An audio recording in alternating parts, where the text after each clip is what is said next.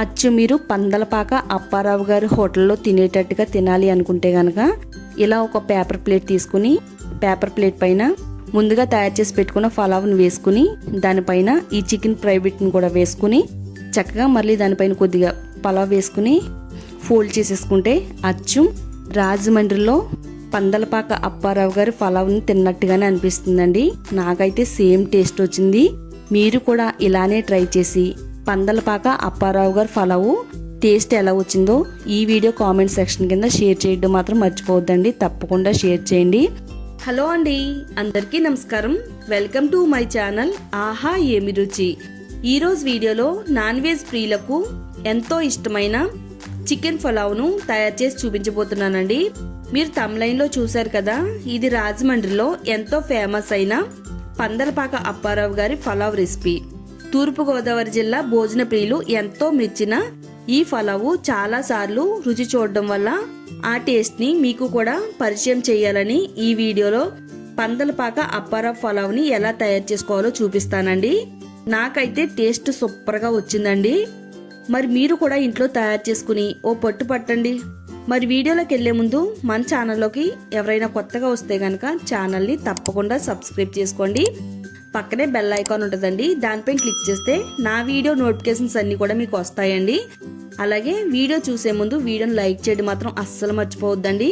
ఈ వీడియోని మీరు లైక్ చేయడం వల్ల మరి కొంతమందికి కనబడే అవకాశం ఉంటుందండి. ఇక మనం లేట్ చేయకుండా ఈ పందలపాక అప్పారావు పలావ్ని ఎలా తయారు చేసుకోవాలో చూద్దాము. ముందుగా మసాలా పొడిని తయారు చేసుకోవడానికి ఒక కడాయి తీసుకుని కడాయిని స్టవ్ పైన పెట్టుకుని స్టవ్ని మీడియంలో పెట్టుకోవాలి.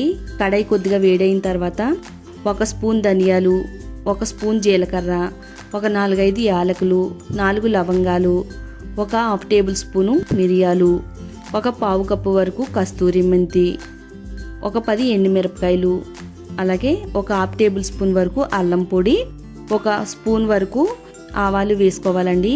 ఇవన్నీ కూడా కడాయిలో వేసుకుని స్టవ్ని మీడియం ఫ్లేమ్లో పెట్టుకుని ఒక 3 నుంచి 4 నిమిషాలు దోరగా ఫ్రై చేసుకోవాలి.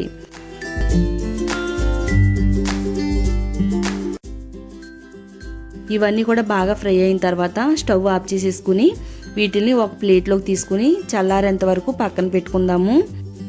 నేను ఇక్కడ 1/2 కేజీ చికెన్కి అయితే తయారు చేస్తున్నానండి. ఒక గిన్నె తీసుకుని అందులో 1 లీటర్ నీళ్లు పోసుకుని నీళ్లు పోసిన తర్వాత ఒక స్పూన్ సాల్ట్ వేసుకోవాలండి.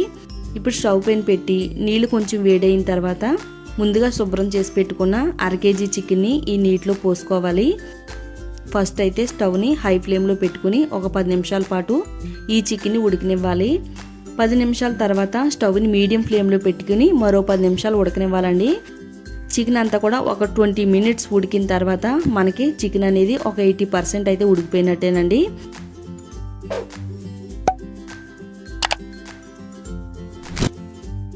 ఇప్పుడు ఈ చికెన్ అంతా కూడా వాటర్ లేకుండా స్ట్రైనర్ సహాయంతో ఒక గిన్నెలోకి తీసుకుందాము. తర్వాత పలావ్ తయారు చేసుకోవడానికి రైస్ని తీసుకోవాలండి. బాస్మతి రైస్ని తీసుకోవాలి. 1/2 కేజీ రైస్ని తీసుకున్నానండి. మీరు కొలతల్లో చూసినట్టయితే 2 గ్లాసులు రైస్ వరకు తీసుకున్నాను. ఇప్పుడు ఈ రైస్ని ఒక బౌల్లో వేసుకుని ఒక 2 సార్లు కడిగిన తర్వాత ఒక 20 మినిట్స్ వరకు ఈ రైస్ని కొద్దిసేపు నానబెట్టుకుందామండి. మసాలాలన్నీ కూడా వేయించుకుని పక్కన పెట్టుకున్నాం కదా, ఇలా వేయించుకున్న మసాలాలన్నింటినీ కూడా చల్లారిన తర్వాత మిక్సీ జార్ తీసుకుని మిక్సీ జార్లో మసాలాలన్నింటినీ కూడా వేసుకుని మెత్తని పొడి కింద మిక్సీ పట్టుకుందాము. వీలైనంత మెత్తని పొడి కింద మిక్సీ పట్టుకుని పక్కన పెట్టుకుందామండి. పలావ్ తయారు చేసుకోవడానికి స్టవ్ ఆన్ చేసి వెడల్పుగా మందంగా ఉండే ఒక గిన్నె తీసుకుని స్టవ్ పైన పెట్టుకుని గిన్నె వేడైన తర్వాత ఇందులో ఒక 3 టేబుల్ స్పూన్లు ఆయిల్ వేసుకోవాలి. ఆయిల్ వేడైన తర్వాత ఇందులో 3 బిర్యానీ ఆకులు వేసుకోవాలి. అలాగే ఒక 2 స్టార్స్, ఒక 4 లవంగాలు, ఒక 4 యాలకులు, 1 ఇంచు చెక్క, జాపత్రి, ఇవన్నీ కూడా కొంచెం కచ్చా పచ్చాగా దంచుకుని ఇందులో వేసుకోవాలి. ఇవన్నీ కూడా కొద్దిగా ఫ్రై అయిన తర్వాత ఒక 4 నుంచి 5 పచ్చిమిరపకాయలు సన్నగా కట్ చేసుకున్న వేసుకుని పచ్చిమిరపకాయలని కూడా చక్కగా వేయించుకోవాలి. పచ్చిమిరపకాయలు వేగిన తర్వాత ఇందులో 1 స్పూను ఫ్రెష్గా గ్రైండ్ చేసి పెట్టుకున్న అల్లం వెల్లుల్లి పేస్ట్ని వేసుకోవాలి. అల్లం వెల్లుల్లి పేస్ట్ని వేసుకుని ఆయిల్లో బాగా వేపుకోవాలండి.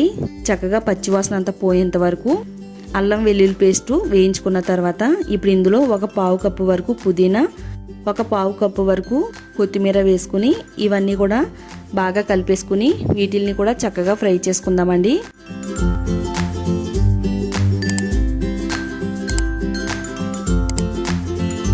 ఇవన్నీ కూడా ఫ్రై అయిన తర్వాత ఇప్పుడు 2 గ్లాసుల రైస్కి 4.5 గ్లాసులు వాటర్ పోసుకోవాలి.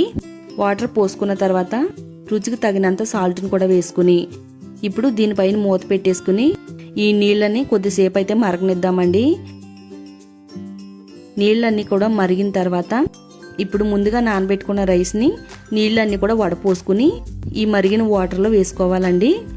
రైస్ వేసిన తర్వాత ఒకసారి అంతా కూడా నెమ్మదిగా కలిపేసుకోవాలి. ఇప్పుడు మరలా దీనిపైన మూత పెట్టేసుకుని స్టవ్ని మీడియం ఫ్లేమ్లో పెట్టుకుని చక్కగా ఈ పలావ్ని ఉడకనిద్దామండి. మధ్య మధ్యలో కలుపుతూ ఇలా మనం చూసుకుంటూ ఉండాలండి.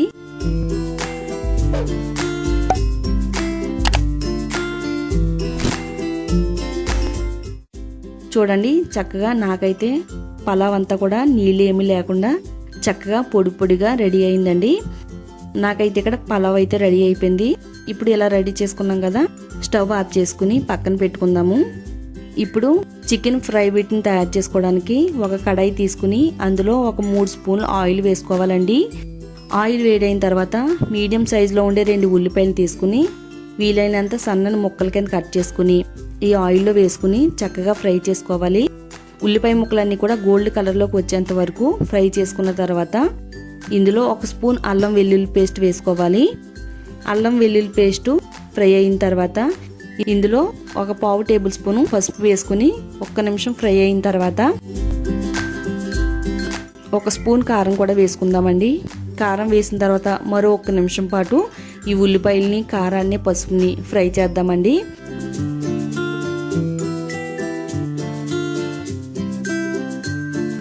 ఇవి కూడా వేగిన తర్వాత ఇప్పుడు మనం ముందుగా బాయిల్ చేసి పెట్టుకున్న చికెన్ని ఇందులో వేసుకుని ఇదంతా కూడా బాగా కలిసేటట్టుగా కలుపుకోవాలి.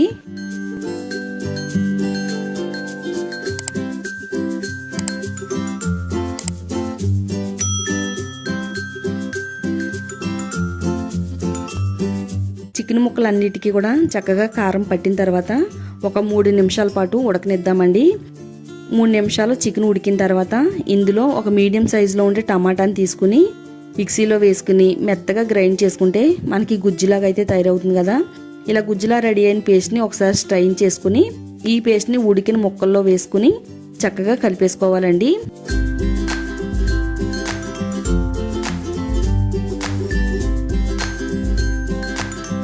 టమాటా పేస్ట్ వేసిన తర్వాత మరో 2 నిమిషాల పాటు బాగా ఫ్రై చేద్దాము.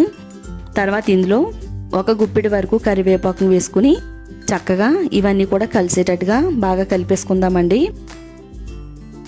కరివేపాకు వేసుకుని కలిపిన తర్వాత ఇందులో మనం ఆల్రెడీ ముందుగా మిక్సీ పట్టుకున్న మసాలా పొడిని కూడా వేసుకుని అంతా కూడా బాగా కలిపేసుకుందామండి. ఈ చికెన్ పట్టేటట్టుగా అంతా కలుపుకుని మరో 2-3 నిమిషాల పాటు కుక్ చేసుకోవాలి.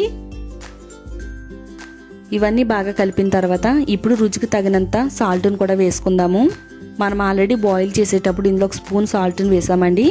ఇప్పుడు రుచికి తగినంత సాల్ట్ని కూడా వేసుకుని ఒకసారి అంతా బాగా కలిపేసుకుని దీన్ని ఒక 3 నుంచి 4-5 నిమిషాల పాటు స్టవ్ని సిమ్లో పెట్టుకుని చక్కగా ఫ్రై చేసుకుందామండి. ఈ ముక్కలన్నీ కూడా మనకి ఎంతో బాగా ఫ్రై అయినాయి. అలాగే వీటికి ఉప్పు, కారం, మసాలా అన్నీ కూడా పట్టినాయండి. ఇలా ఒక 5-6 నిమిషాల పాటు బాగా ఉడికించిన తర్వాత మనకైతే ఇక్కడ చికెన్ ఫ్రై వీట్ అయితే రెడీ అయిపోయిందండి. ఇప్పుడు ఇలా రెడీ చేసుకుని ఈ ఫ్రై వీట్ని పలావ్లో వేసుకుని ఎలా సర్వ్ చేసుకోవాలో చూద్దామండి. అచ్చు మీరు పందలపాక అప్పారావు గారి హోటల్లో తినేటట్టుగా తినాలి అనుకుంటే కనుక ఇలా ఒక పేపర్ ప్లేట్ తీసుకుని పేపర్ ప్లేట్ పైన ముందుగా తయారు చేసి పెట్టుకున్న పలావ్ని వేసుకుని దానిపైన ఈ చికెన్ ఫ్రై వీట్ని కూడా వేసుకుని పందలపాక అప్పారావు గారి పలావ్ని తిన్నట్టుగానే అనిపిస్తుందండి. నాకైతే సేమ్ టేస్ట్ వచ్చింది. మీరు కూడా ఇలానే ట్రై చేసి పందలపాక అప్పారావు గారి పలావ్ టేస్ట్ ఎలా వచ్చిందో ఈ వీడియో కామెంట్ సెక్షన్ కింద షేర్ చేయడం మాత్రం మర్చిపోవద్దండి. తప్పకుండా షేర్ చేయండి. ఇలాంటి మరిన్ని టేస్టీ రెసిపీస్ కోసం ఛానల్ని సబ్స్క్రైబ్ చేసుకోండి. అలాగే వీడియోని లైక్ చేయడం మాత్రం మర్చిపోవద్దు.